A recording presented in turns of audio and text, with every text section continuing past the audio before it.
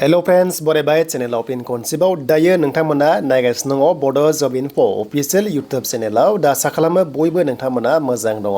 दा finally MTS SSC नोंथांमोननि गोदान अफिशियल नटिस रिलिज खालामबाय बेनो जाबाय स्टेट वाइज वेकेन्सि एबा जोंनि कास्ट वाइजआवहाय वेकेन्सि बेनि सायाव जों सावरायगोन बेनो जाबाय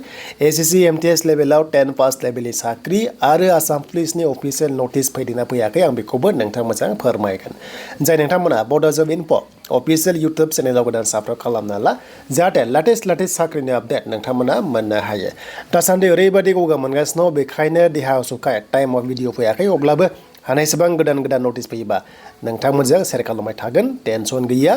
दा जों थांनि बेनो जाबाय SLPRB अफिशियल वेबसाइट बेनो जाबाय आसाम पुलिसनि फार्स्टआव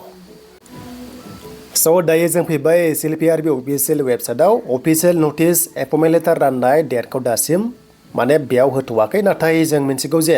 जोंहा 3 डिसेम्बराव होनाय जागोन थ' बेखायनो जोङो नटिसखौ मोनसिगोन गोबांथार कमेन्ट्स खालामदोंमोन नटिस होबाय नामा होननानै दासिम बिदि होथ'वाखै बाट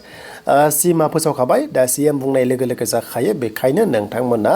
3 तारिख डिसेम्बराव बेखौ मोननो हासिगोन नाथाय जों दायो SSC नायगोन बेनो जाबाय जोंनि SSC MTS नि एग्जामा माब्ला जामारगोन एबा भेकेन्सिया मा फैमारखो मोनसे गोदान अफिशियल नटिस जों बेखौ नायनोसै दायो जों फैबाय अफिशियल वेबसाइट बेनो जाबाय जोंहा SSC आव फैनाय लोगो लोगो गोदान नटिस बेनो जाबाय नै थ' नोंथांमोना नुनो मोन्दों बेनो जाबाय टेन्टेटिभ भेकेन्सिज अफ माल्टिटास्किं बेनो जाबाय नोंथांमोननि नन टेक्निकेलाव आरो लोगोसे बेनो जाबाय हावलदार पस्टआव दा जोङो बेयाव क्लिक खालामबा नोंथांमोना गोदान अफिशियल नटिस नायनो मोनगोन बैसोखौ लानानैबो फैदों नोंथांमोननि भेकेन्सिया दा जोङो फार्स्टआव एयाव नायोब्ला बेनो जाबाय नै 18 निफ्राय 25 इयार्ससिम नोंथांमोना मोनदों नै बेखिनियाव बेसेबां पस्टआ दङ बेखौ जों नायनो हागोन दा जोङो नायनोब्ला जोंहा नटिसखौ नायनांगोन दा जोङो नायनोबा NR आव बावहाय नोंथांमोना नायनांगोन अके जेरै आसामाव आनरिजार्भआव 67 पस्टआ दङ माने नैबेखिनि बैसोआव आरो होनना बुंदों देन बेनिफ्राय जोंनि ST आव नायोबा बावहाय नायदिनै सानैल' दङ ओरैबायदि खम पस्ट मोनदों ST आव आरो लोगोसे ST आ नैबावहाय थांनो हायो जुदि मोजां नाम्बार मोनोबा एबा नोंथांमोना गासिबो क्राइटेरिया गोरोबबा दानिया नेक्स्ट लेभेलाव जुदि दानि 6 हारिनि जुदि ST होयोब्ला नैबे ST पस्टआ बेयावनो बिथांमोनाबो सेम साख्रिखौ मोनगोन अब्ला नायदो बै टाइमाव नोंथांमोना मा जागोन बेखौ नुहुरखाबाय मानोना सेन्ट्रेल लेभेलाव डाइरेक्ट ST थायो STH STP थाया बेखायनो इयुनाव गोबां साननो गोनां दा गुबुनखौ लानानै पस्टआ दङ नै बे बैसोनि आन्थायाव दङ माने 18 निफ्राय 25 इयार्सनि बैसोआव दङ टटेल पस्टआ 6078 बावहाय दङ अके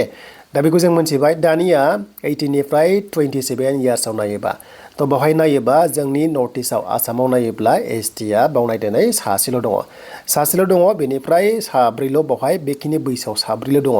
दा बेखिनिखौ नायदोनै ओरैबायदि खम पस्ट फैदों बे बैसो लेभेलाव आरो दानि जों नेक्स्टआव बावहाय बेसेबां टटेल पस्ट दं होनोबा बेनो जाबाय जोंहा नायोबा जों मोनदों अनलि 732 पस्टआ बाव दं आरो माने 27 इयार्सनि गेजेराव आरो बेनिफ्राय जोंनि ST आ 5 इयार्स बारामोन नालाय बेखौ प्लास खालामनो हायो बेखिनिखौ मोनथिबाय दानि हावलदार पस्टआव स' हावलदार पस्टआव नोंथांमोना बेसेबां पस्ट दङ होनोबा टटेल स' बेखौ नायोबा नोंथांमोना मोनदों बेनो जाबाय नै